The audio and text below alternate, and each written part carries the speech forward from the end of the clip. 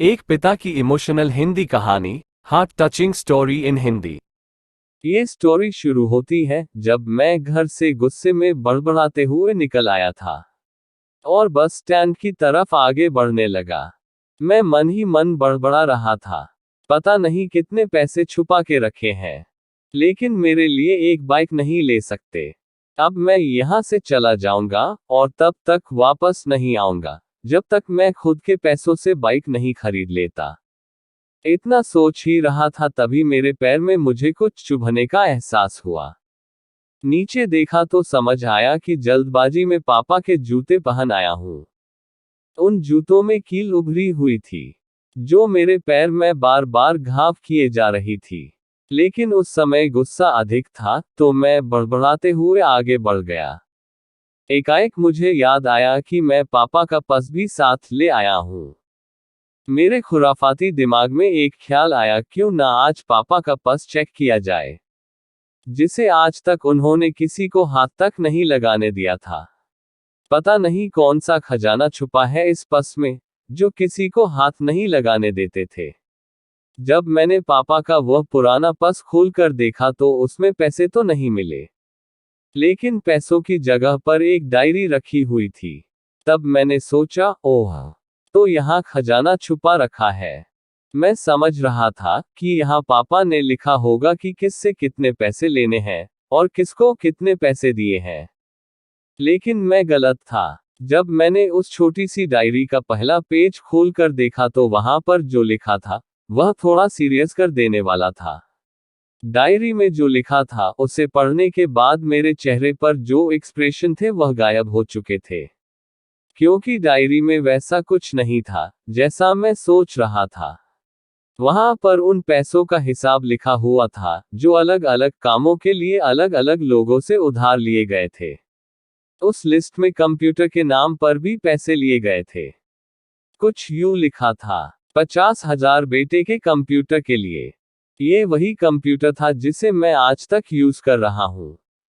लेकिन मुझे ये पता नहीं था उस कंप्यूटर को खरीदने के लिए पैसे कहां से आए थे। लेकिन आज पता चल रहा था। मुझे आज भी याद है जब मैंने पहली बार कैमरे के लिए जिद की थी, जो मेरे पापा ने मुझे 2 हफ्ते बाद मेरे बर्थडे पर ला कर दिया था, जिसे देखकर मैं बहुत खुश हुआ था। और मुझे खुश देखकर मुझसे कहीं ज्यादा अगर कोई खुश था तो वह थे पापा। अब मेरे चेहरे से गुस्सा एकदम गायब हो चुका था। जब मैंने आगे का पन्ना पलटा तो वहां पर कुछ विशेष इच्छाएं लिखी हुई थी। पहली जो विश थी उसमें जो लिखा हुआ था, अच्छे जूते पहनना। ये बात मेरी कुछ समझ नहीं आई। तभी मेरा पांव अचानक सड़क पर भरे हुए पानी पर जा पड़ा और तभी मेरे पांव में कुछ गीलीपन होने का एहसास हुआ। जब मैंने जूता उतार कर देखा तो उसका तला टूटा हुआ था। ये देखकर मुझे डायरी में लिखी बात याद आ गई।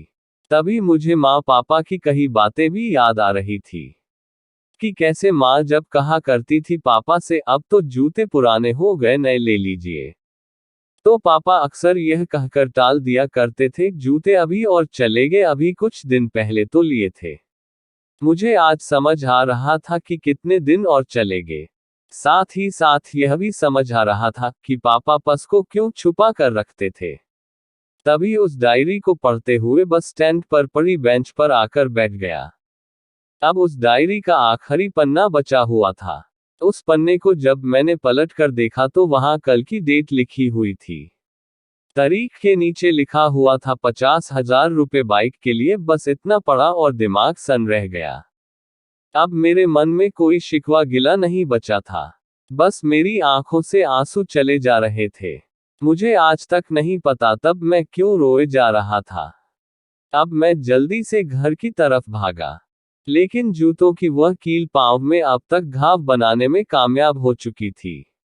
मैंने जूतों को रास्ते में ही निकाल कर फेंक दिया और भागते लड़खड़ाते हुए घर जा पहुंचा, लेकिन पापा घर पर नहीं थे। मैं समझ गया वह कहाँ थे। मैं सीधा पास वाली बाइक एजेंसी की तरफ भागा। पता नहीं आज कहाँ से इतनी ताकत आ गई थी कि मैं भागते हुए थक नहीं रहा था, और वह भी बिना जूतों के नंगे पैर। जैसे तैसे मैं बाइक एजेंसी पर पहुंचा, पापा वही थे। मैंने पापा को दौड़कर गले लगा लिया और मेरी आंखों से आंसू रुकने का नाम ही नहीं ले रहे थे। पापा को समझ नहीं पा रहे थे आखिर हो क्या रहा है, मैं क्यों रो रहा हूं। मैंने पापा से कहा, पापा मुझे मोटरसाइकिल नहीं चाहिए, आप अपने लिए जूते ले लीजिए। अब आज से मैं जो भी करूंगा अपनी मेहनत से अपने बलबूते पर पढ़कर करूंगा। दोस्तों, बस इतनी सी थी ये कहानी। ये हार्ट टचिंग स्टोरी लिखते हुए आज मेरी भी आंखें नम हुई है। मैं आज आपसे कहना चाहूंगा, ठीक ऐसे ही होते हैं हमारे पिता। हम अक्सर देखते हैं कि हम अपनी माँ से हर बात शेयर करते हैं और माँ भी इसके बदले में हमें बहुत प्यार देती है। लेकिन एक शख्स ऐसा भी होता है जो हमें छुपकर प्यार करता है। वह होते हैं हमारे पिता। ये परिवार में एकमात्र ऐसा व्यक्ति होता है जो अपने बच्चों से उन्हें बिना जताए छिपकर प्यार करता है, खुद की इच्छाओं को मारकर बच्चों के लिए सपने देखता है और उनकी खुशी में ही खुश हो जाता है। मुझे नहीं पता कि आप अपने पेरेंट्स की इज्जत करते हो या नहीं, लेकिन अगर आपके पास पेरेंट्स हैं तो आप बहुत खुश नसीब हो, क्योंकि इस दुनिया में बहुत से लोगों को तो पेरेंट्स का प्यार भी नसीब नहीं होता। अंत में मैं यही कहना चाहूंगा कि माँ बाप की भावनाओं का सम्मान करें। मेरा इस पोस्ट को लिखने का मकसद यही था कि मैं आपको बाप की फीलिंग से रूबरू कराऊं, क्योंकि माँ के बारे में लेखकों ने बहुत कुछ लिखा है लेकिन बाप के ऊपर कोई नहीं लिखता। इस कहानी को लिखने के लिए मुझे अच्छी खासी मेहनत करनी पड़ी है। अगर आपको जरा भी यह heart touching story in Hindi पसंद आई हो तो नीचे कमेंट करें और अपने दोस्तों के साथ सोशल मीडिया पर शेयर करना ना भूलें। धन्यवाद।